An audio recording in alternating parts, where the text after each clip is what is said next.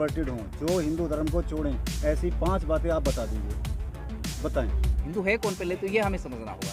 हिंदू हैं ब्राह्मण, क्षत्रिय और वैश्य, ये तीनों हिंदू हैं। कभी सुना आपने कि किसी ब्राह्मण ने किसी क्षत्रिय को मारा हो?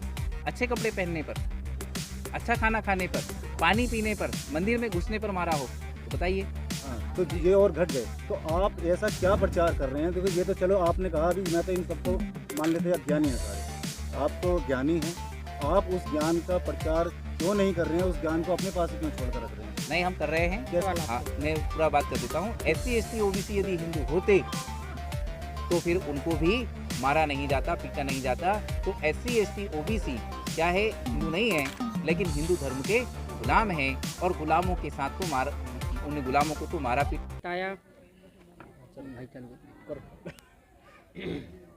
कोई बात नहीं, मैं शुरू से कर लेता हूँ।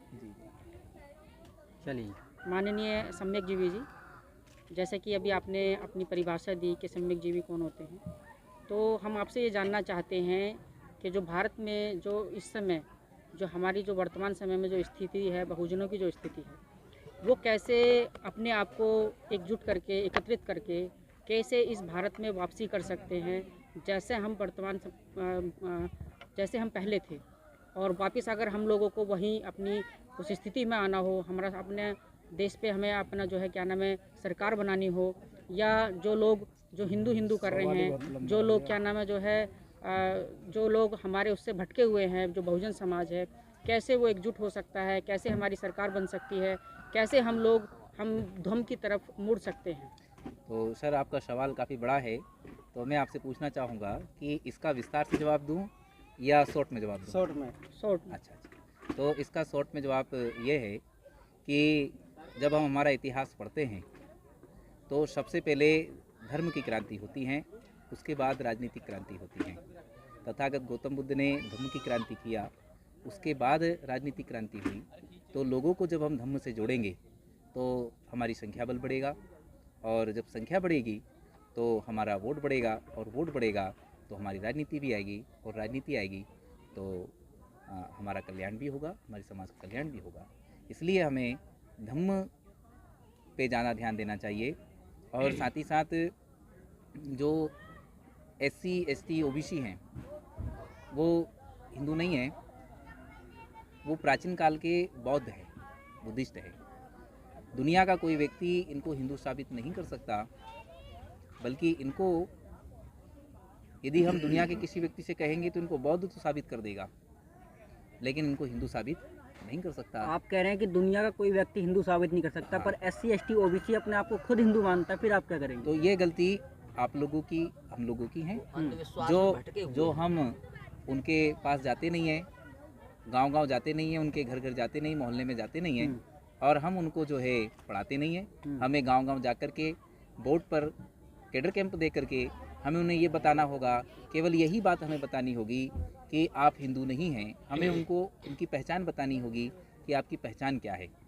जैसे बाबा साहब ने एक बात कही थी कि गुलामों को गुलामी का एहसास करा दो, गुलाम अपनी गुलामी अपने आप छोड़ देगा, अपनी गुलामी की जंजीर अपने आप तोड़ देगा। तो गुलामों को गुलामी का एहसास क्या कराना है हमें?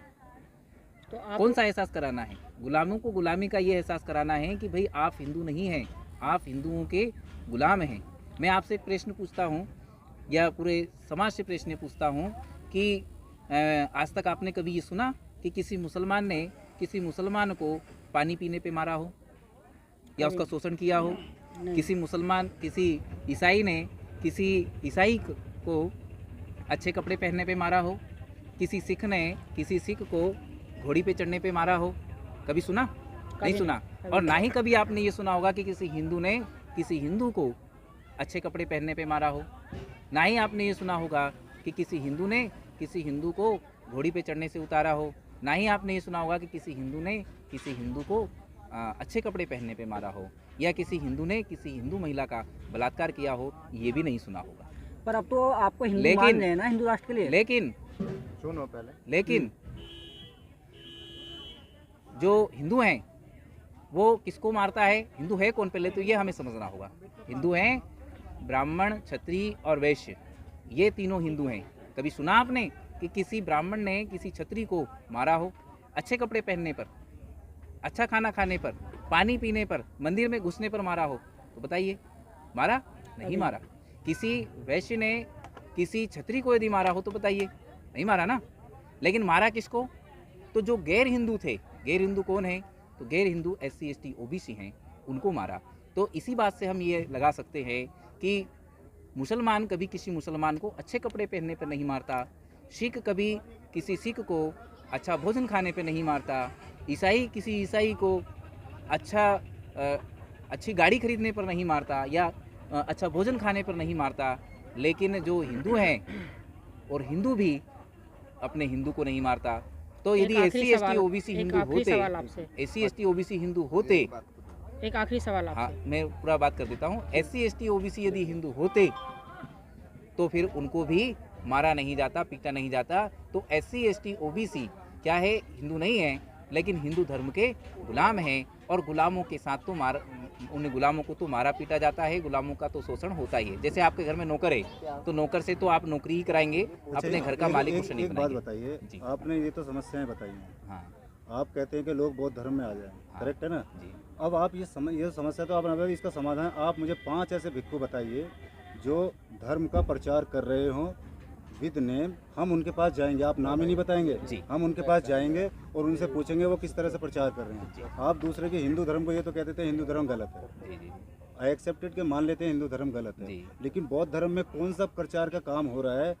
1972 में बौद्ध की जो क्वांटिटी थी वो थी 0.75%, मतलब 74 लाख लोग। जी।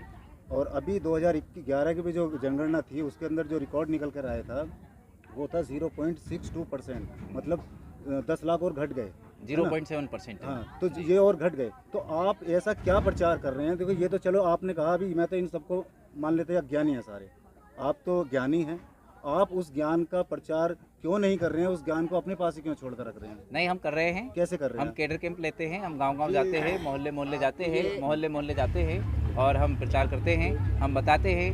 हम कोई ज़्यादा बात नहीं करते। हम क्या है ना, हम गांव-गांव जाते हैं तो हम तमाम बातें करते हैं, जबकि हमें जो आप सारी बात छोड़ दीजिए, 2 मिनट में हम आपका प्रचार हम करेंगे। हाँ, आप 2 मिनट में ऐसी बात बता दीजिए कि हम आपके माध्यम से, अपने सोशल मीडिया के माध्यम से आपकी बात को हम जनता के पास पहुंचाएं, जो वो कन्वर्टेड हों, जो हिंदू धर्म को छोड़ें। ऐसी 5 बातें आप बता दीजिए, बताएं। जी।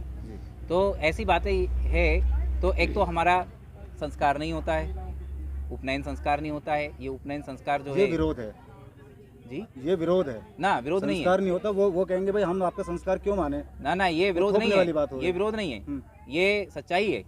मुसलमान का खतना होता है तभी वो मुसलमान बनता है।